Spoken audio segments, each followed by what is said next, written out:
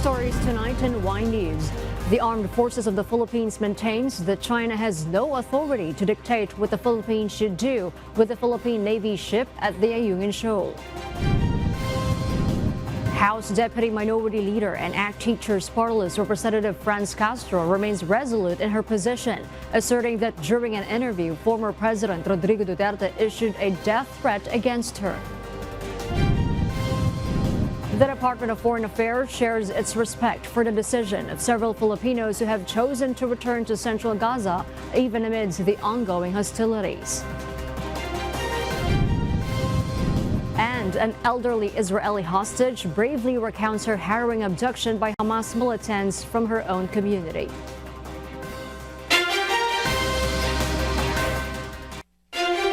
Philippines and the world. Today is Wednesday, October 25, 2023. Join us in the next hour as we deliver today's top stories around the Philippines and in other parts of the world. We are also seen in 1,935 satellite monitoring centers nationwide and via live streaming worldwide through the UNTV News and Rescue social media channels. I am Harleen Delgado. First in the news. ACT Teachers Party List Representative Franz Castro, seemingly unfazed by the sharp words of Davao City 1st District Representative Paulo Duterte, dares the Dutertes to pose a question: who truly bears the label of being onion-skinned? This intriguing matter emerged after Representative Duterte made a declarative statement asserting that public servants ought not to be described as onion-skinned. The backdrop to this pronouncement is a grave threats complaint filed the Makabayan bloc lawmaker against his own father, who also happens to be a former president. Rosalie Cos will tell us why. House Deputy Minority Leader and ACT Teachers Party List Representative Franz Castro stood firm, stating that former President Rodrigo Duterte issued a death threat against her during an interview, and this is not just mere criticism. She emphasized that death threats and red tagging aired on television must be stopped because these endanger the people's lives. According to the Makabayan bloc lawmaker, this is the reason why she filed a grave threats complaint.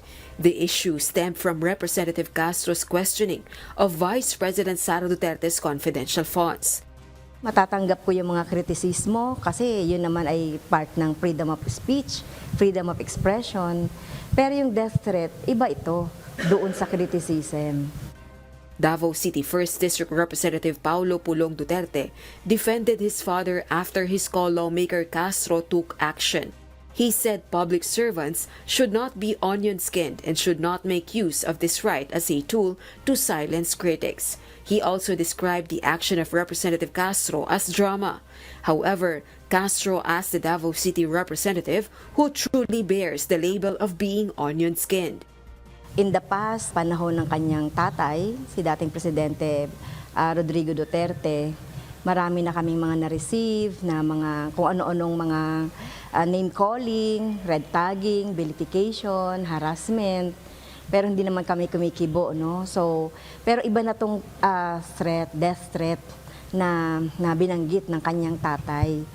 At tignan niya naman yung sarili niya, no? Dati kasi very onion skin din naman din siya na kapag merong sinasabi sa kanila ay talagang meron silang bad na sinasabi din. Rosalie Cos, UNTV News and Rescue.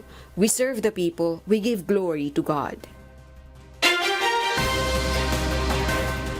President Ferdinand Marcos Jr. has pledged to rekindle the agricultural reforms that were set in motion by his late father, President Ferdinand Marcos Sr.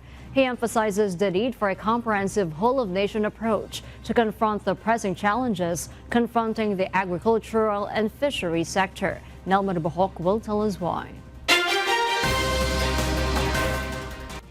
President Ferdinand Marcos Jr. has underscored the urgent imperative of modernizing the agricultural and fisheries sector in the country. Speaking at the commemoration of the 70th anniversary of Federation of Free Farmers in Quezon City, the President said that his administration is facing a monumental task of developing and modernizing the Philippine agri-fishery sector, which has been left behind for decades. President Marcos, who also heads the Department of Agriculture, expressed a sense of optimism regarding the realization of his vision to modernize the agricultural and fisheries industry. With a substantial budget of 85.88 billion pesos for 2023 and a proposed budget of 92.4 billion pesos for 2024, I am optimistic that we can propel the modernization of our agri-fisheries sector. The President also added that among the top priorities of the administration are enhancing agricultural productivity, ensuring a stable food supply that remains affordable for the Filipino people, and reducing the nation's dependence on food imports. You have my assurance that the government is striving to implement efficient mechanization strategies to reduce post-harvest losses and to ensure the optimal yield at an affordable cost. Furthermore, the President articulated his commitment to increasing the exportation of agricultural products. This emphasis in boosting agricultural exports is seen as an essential driver for the overall competitiveness of the Philippine economy, marking a significant step toward ensuring a prosperous and self-sustaining agricultural sector. Nel Maribuhok, UNTV News and Rescue, we serve the people, we give glory to God. The armed forces of the Philippines have voiced their concerns about China's increasing assertiveness and harassment in the West Philippine Sea. While previously it was mainly Philippine Coast Guard vessels that experienced harassment by Chinese vessels, the situation has now escalated to the point where even civilian vessels used as supply boats are being subjected to such harassment. AFP Chief of Staff Romeo Browner Jr. has emphasized that China appears to have intentions beyond mere harassment.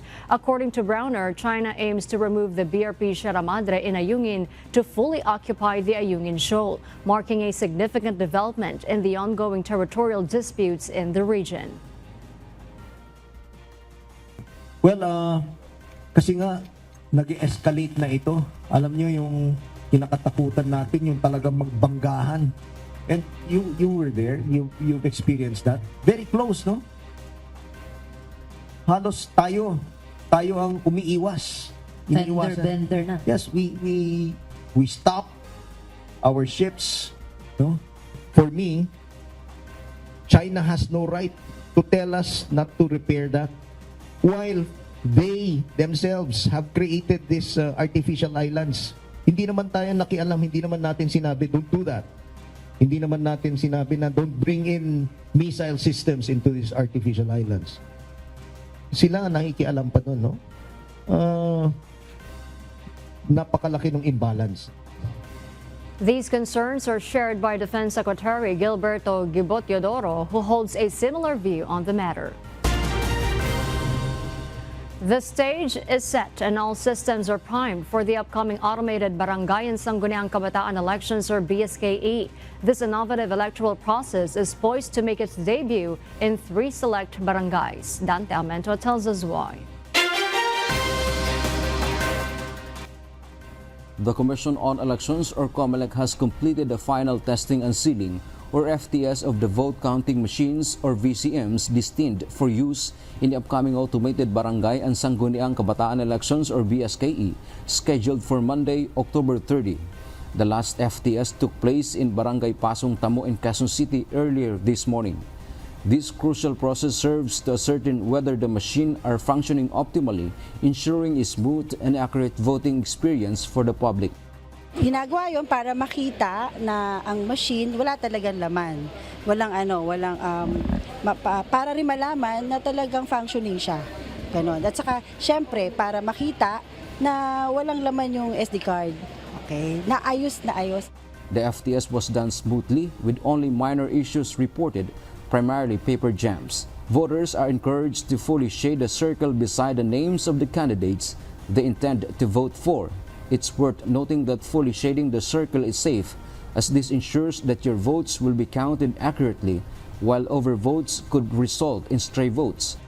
Pag undervote po, yan po yung nababasa po ng machine. Kapag overvote po, hindi po yan nababasa ng machine. This automated BSKE will be conducted in 3 barangays, Pasong Tamo with 60,941 registered voters, Paliparan 3 with 51,435 registered voters, and 1,475 voters in Zone 2 in Dasmariñas, Cavite. Dante Amento, UNTV, News and Rescue. We serve the people. We give glory to God.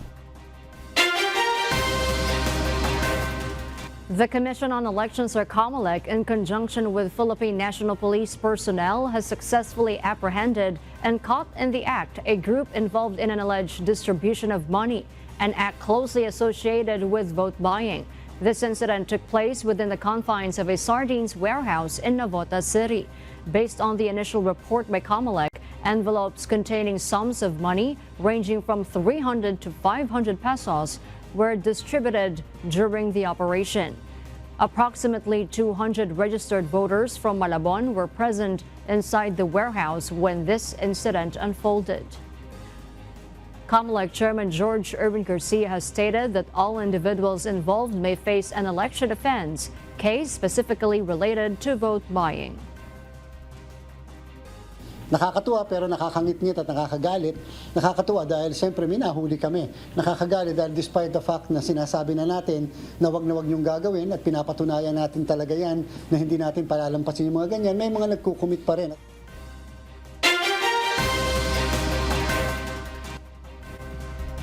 And for the news abroad, in a cost-cutting endeavor aimed at curbing the rise tide of asylum seekers arriving on small boats along the southern coast of England, the United Kingdom's government has announced its intention to discontinue the use of 50 hotels for housing asylum seekers by early next year.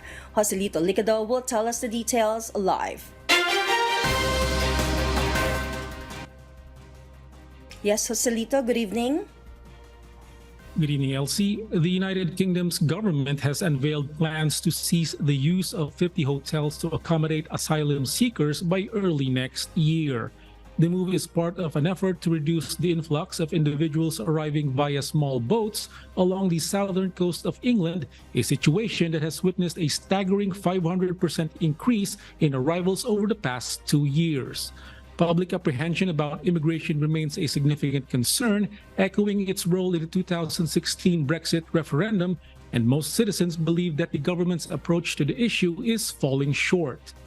The government's stance is driven by the concerns regarding the sustainability of the hotel accommodation system, with the associated costs spiraling to approximately £3 billion, or an equivalent of $3.66 billion each year. Furthermore, the policy has been criticized for its perceived adverse effects on tourism and its potential to ignite local tensions. While an exact count of the hotels in use remains unconfirmed, it's been reported that the number hovers around 400. Immigration Minister Robert Jenrick announced in Parliament that the government intends to phase out the initial group of hotels by January, with further plans to terminate additional contracts in the future. The government is actively pursuing alternative forms of mass accommodation, which includes repurposing military bases and utilizing barges to house asylum seekers.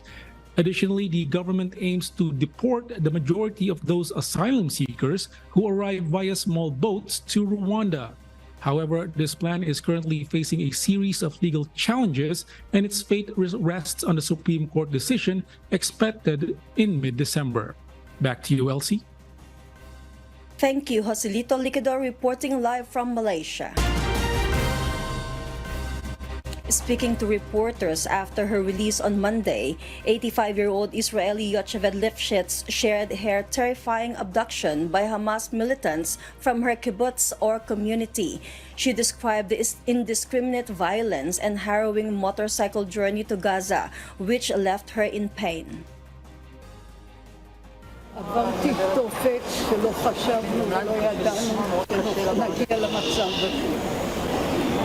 והם השתוללו אצלנו בקיבוץ, אותי חטפו, השכיבו אותי על אופנוע, על הצד, וטסו איתי בשדות החרושים לכיוון חיר בחזר. הם פוצצו את הגדר, שבנו גדר אלקטרונית מיוחדת, ב$2.5 מיליארד, והיא לא עזרה כלום. וההמונים הסתערו על הבתים שלנו, עיקו אנשים, חלק הם חטפו, כמוני חטפו. לא היה הבדל אם יחטפו קשישים או צעירים. Despite the initial brutality, Lifshitz also shared the relatively humane treatment she experienced while being held in the Palestinian enclave for 2 weeks. A doctor would visit her and the other wounded hostages and provide necessary medicines. Lifshitz was a peace activist who used to meet sick Palestinians in Gaza at the main border crossing, helping them by driving them to hospitals for treatment. However, after her traumatic experience, she criticized the Israeli military's lack of protection and questioned the effectiveness of security measures. In the meantime, Hamas has released 4 hostages, and Israel is seeking more information by offering rewards and protections to Palestinians who can provide information about the remaining captives. We'll share more global stories with you later, but for now, back to you, Harleen. Thank you, Elsie. For those watching our live streaming on YouTube, please click the subscribe button you see on your screen and ring the bell for notification. You may also follow us on Facebook. The Cordillera Police are taking proactive measures by arranging for the escort of all teachers in Abra who have been assigned poll duties for the upcoming Barangay and Sangguniang Kabataan elections on October 30. This decision comes in response to increasing reports of intimidation, particularly in a province with a notorious history of political violence, mainly due to conflicts involving private armed groups. Grace Flores will tell us why. During a meeting of the Cordillera Regional Joint Security Control Center on Monday, Abra Election Supervisor Mary Chel Belmes reported that some of the teachers assigned to count the votes have experienced instances of coercion. A concerning fact is that 30 of them have resigned from their respective boards of election inspectors or BEIs. Belmes mentioned that influential Abra families have become handlers, providing candidates with campaign funds or firearms when necessary. These families are believed to be at the center of the political tensions gripping Abra. They were forced or they were intimidated, and nobody signed any affidavit against any particular handler, if I may call, who caused the possible withdrawal of these candidates. Recently, a local politician in the province ordered teachers to attend a meeting organized at the beginning of this week. If there will be more resignations from our electoral boards, from DepEd and other non-government organizations, then probably dito tayo magkakaproblema kasi 33 na lang po yung reserve namin. The alleged abductions of incumbent village chairs in Bangged Town on October 12 and the kidnapping of the wife of an alleged candidate on October 18, who was later released, were among the election-related incidents recorded by the Philippine Army. Itong Lingtad naman po, the data here, I think marami na pong pinatay dyan na punong barangay. So we have 8 vacancies for that. From the start, wala pong na-train na DepEd dito kasi ayaw talaga nila to be assigned in these areas. But we have a resignation of DepEd EBs in 30 areas in Bangged and in Bukay. Attorney Belmes also stated that 33 additional police officers are on standby in case more teachers fail to appear on election day. The last 3 officers have been assigned to assist with provincial election tasks. Grace Flores, UNTV News and Rescue. We serve the people. We give glory to God. The Department of Foreign Affairs, or DFA, respects the decision of several Filipinos who returned to central Gaza despite the hostilities between Israeli forces and Palestinian militant group Hamas. This report will tell us why. Amid the escalating conflict between the Israel Defense Forces and Palestinian militant group Hamas in the besieged Gaza, 3 Filipinos are still in its capital. DFA Undersecretary Eduardo de Vega says they respect the decision of the Filipinos to return, but they will continue to look for ways to help them. One is a Filipino nun, and we will respect her decision to remain in Gaza City. And 2, composed of a father and child who actually were already in the south but returned to Gaza City to check the condition of the Palestinian father-in-law of the Philippine citizen. De Vega says 2 Filipinos remain missing, with 1 believed to be held hostage by Hamas. Though they cannot confirm the information, the DFA official assures measures are in place to ensure the safety of possible Filipino hostages. For the protection of the hostages, we won't reveal exactly what we're doing, other than to confirm that we are talking to all who may be able to help us. If you mean, are we talking to Hamas? No, we are not talking to Hamas, but we are talking to governments. De Vega adds they are currently working with international organizations for the entry of humanitarian aid to help Filipinos who are still waiting to cross into Egypt at the Rafah crossing. Meanwhile, 113 Filipinos in Lebanon have expressed their intention to be repatriated amid the rising tensions between Israeli troops and Hezbollah militant group along the Lebanon-Israel border.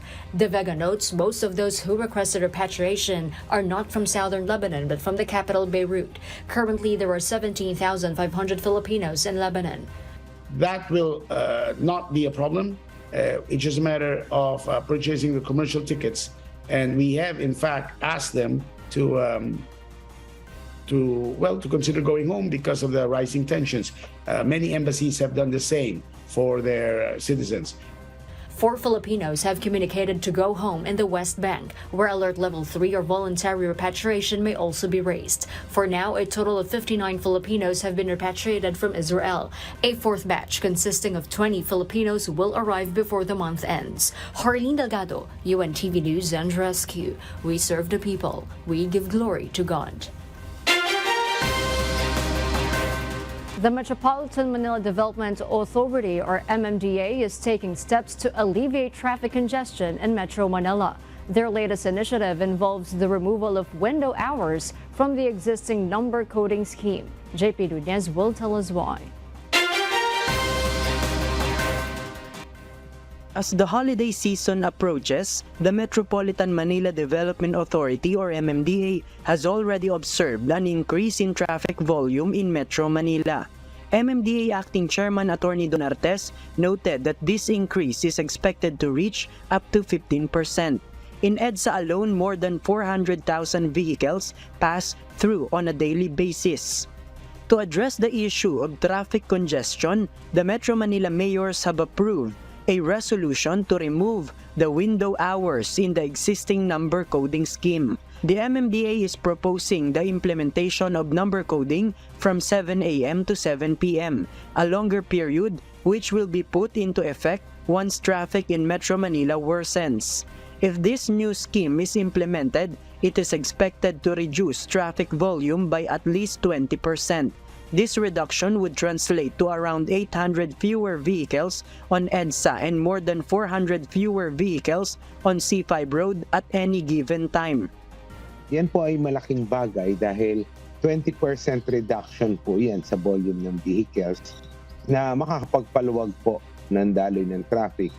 Alam naman po natin na yan pong additional volume na yan, pag nagpabagal po ng traffic, ay mag-accumulate po yan at may stretch hanggang doon sa coding period.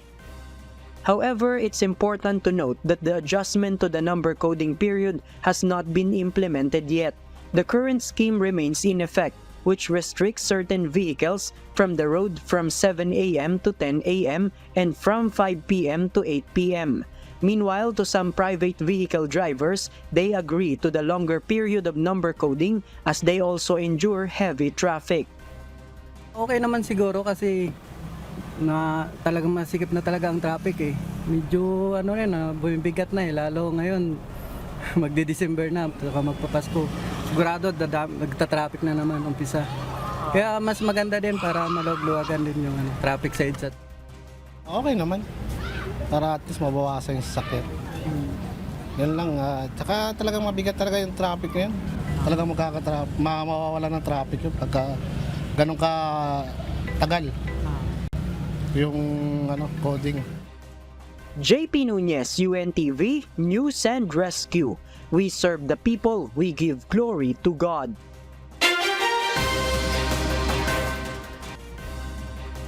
And in other global news, amidst international fears over the conflict between Israel and Iran-backed Hamas militants, the United States has made it clear that it does not seek war with Iran but remains committed to defending its people. United States Secretary of State Antony Blinken warned that in the event of an attack by Iran or any of its proxies on U.S. personnel, Washington would take measures to defend its citizens. The United States does not seek conflict with Iran. We do not want this war to widen. But if Iran or its proxies attack U.S. personnel anywhere, make no mistake, we will defend our people, we will defend our security swiftly and decisively.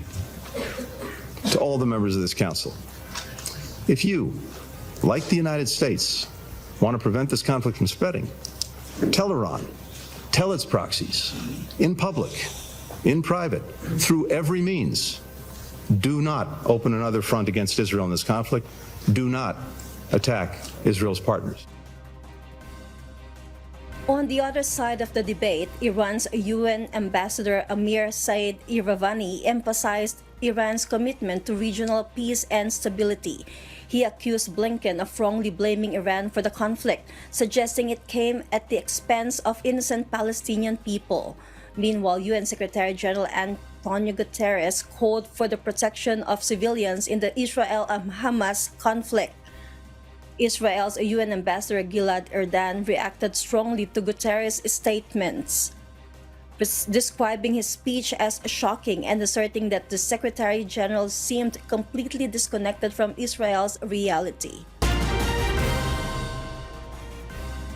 China made a significant announcement on Tuesday, marking the second removal of a senior leader in just 3 months.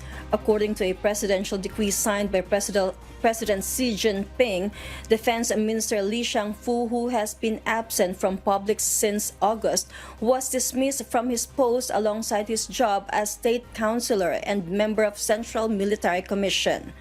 This follows the removal of Foreign Minister Qin Gang in July from his position as state councilor. Both men were part of the 5 state councilors in the Chinese cabinet whose position outranks a regular minister.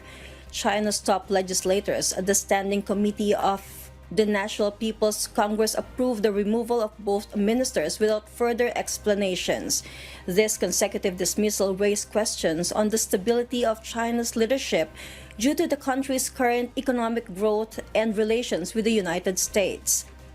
While a veteran diplomat, Wang Yi, was announced as Qin's replacement as foreign minister, no replacement has been announced for Li as defense minister. Meanwhile, it remains unclear whether Li and Qin were ousted due to the corruption or due to conflicts with influential figures within the Chinese leadership. And those are the reasons behind the news in other parts of the globe. I am Elsie Marcos, live from Auckland, New Zealand. Good evening. In an effort to prioritize mental health and well-being on a global scale, the Department of Health has initiated the Biyaheng Kalusugan for Mental Health, Make Mental Health and Well-being for All a Global Priority program. This initiative has been recently conducted in Bontoc Mountain Province.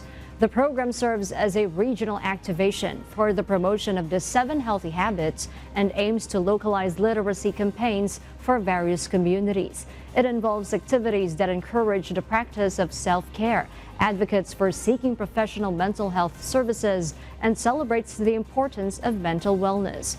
This endeavor is aligned with Health Secretary Ted Herbosa's 8-point action agenda. Austria is preparing to welcome 500 Filipino professionals and skilled workers each year. The country currently has a demand for 200,000 job vacancies, with expectations of this demand increasing in the years to come. These job opportunities span various sectors, including healthcare, services, hospitality, construction, tourism, engineering, and information technology.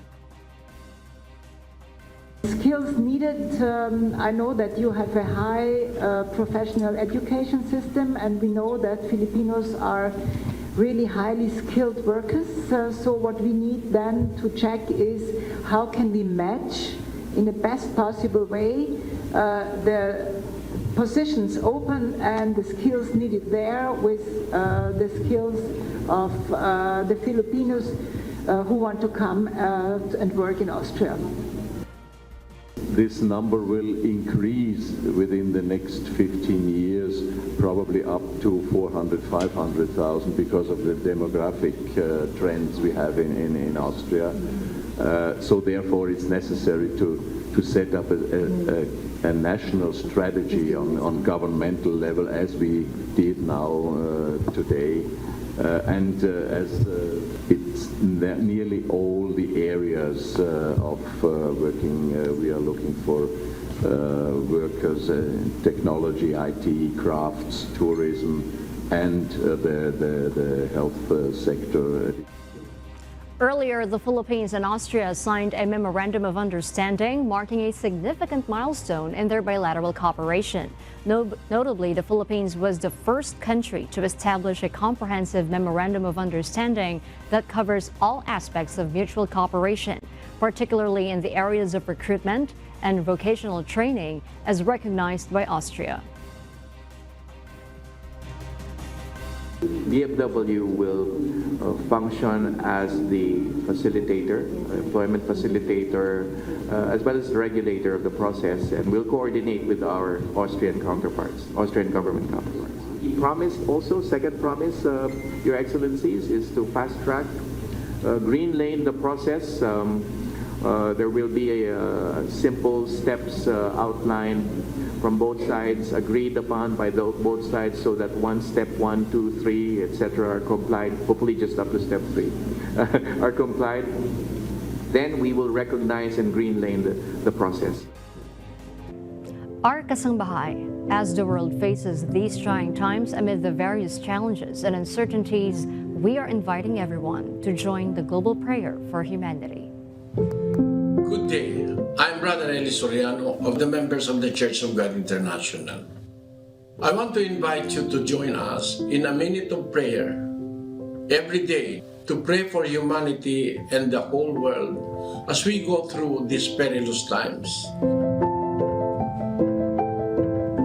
While safety measures like washing of hands and strengthening of our immune systems may help us through this horrible predicament, there is still no precaution or cure more powerful than God's mighty intervention. And we need His intervention now more than ever. It doesn't matter what religion you are in or what denomination you belong. This is an invitation for all the people around the world who cares for the future of their family, friends, loved ones, and humanity as a whole. Everybody is welcome to pray with us. For more details, you can check out the description box below. Thank you very much, and I hope to hear from you soon. May God bless you.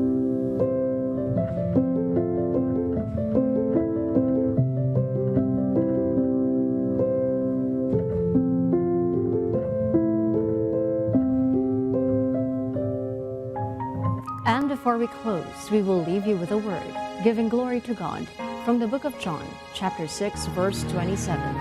It says, "Labor not for the meat which perisheth, but for that meat which endureth unto everlasting life, which the Son of Man shall give unto you.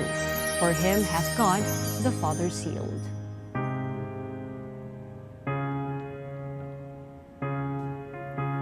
And those are the reasons behind the news, October 25, 2023.